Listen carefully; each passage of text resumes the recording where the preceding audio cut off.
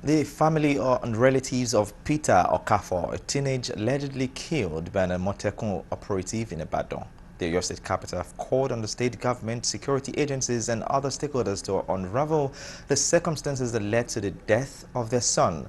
Correspondent Kulejo gives us a clearer picture of this report. When Peter Okafor woke up on Wednesday, finished one of his papers in the ongoing West African examination and returned to the office where he was running a part-time job, he had no premonition of the danger that was ahead of him later in the day.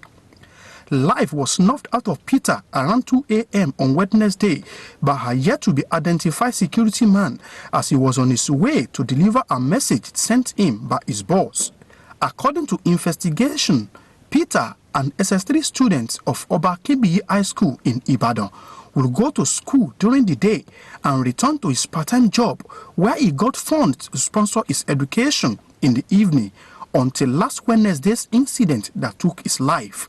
He was said to have been returning from where he had gone to buy food around 2 a.m. on that fateful day when an Amotekun operative allegedly shot him. It was gathered that immediately the incident happened, the Amotekun team members wanted to carry his remains but were prevented by the youths in the area. I wanted to carry my brother. I thought when I get there, I will just tap him and he's going to wake up. When I got there, I was like, who are this set of people that shot my brother? They said it is Amotekun. I was like, okay. Only for me to turn back. My mom already fainted at the back. I had to rush back again to where she is to go and pick her up. So when I got there, this same Amotekun car passed beside us again. They wanted to go and carry the corpse of my brother. But those Mokola guys had to stop them so that they will not carry it. Well, what happened the previous day, they called me after 4 a.m. that I should come, Peter has been killed. I said, what? Kill how? Immediately, I just looked for the watch night. They opened my gate. I went directly to Uncle Joe. When I went there, I saw crowd. I saw crowd everywhere. I went straight there. I saw Peter lying lifelessly on the ground. And I said, is that how life be? And I threw a question to them, what happened? What exactly happened? They said it's the Amotekun people that shot him. The incident led to crisis around Makola in Ibadan as angry youths made bonfire on the road to register their displeasure at the extrajudicial killing. Not only this, the protesters carried the remains of the deceased to the state secretariat in Agodi and the Amotekun office in Ibadan with the hope of having an audience with the governor, but to no avail.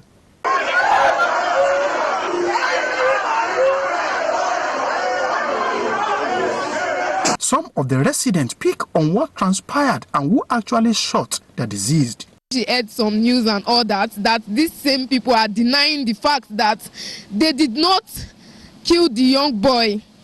These same people chased the other guy that they went together to buy food to the shop, to the boss where they work.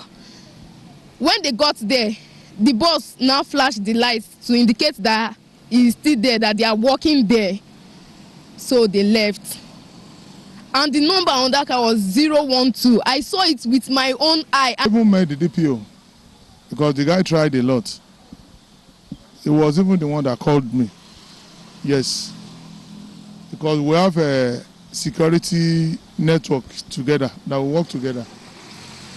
So at that scene, I got the information from the people around there that the boy was shot by the group of Amotekun. Even they confirmed the number of the patrol van, 012.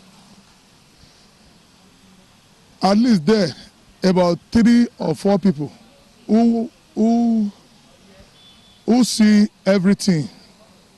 They came up and speak what happened.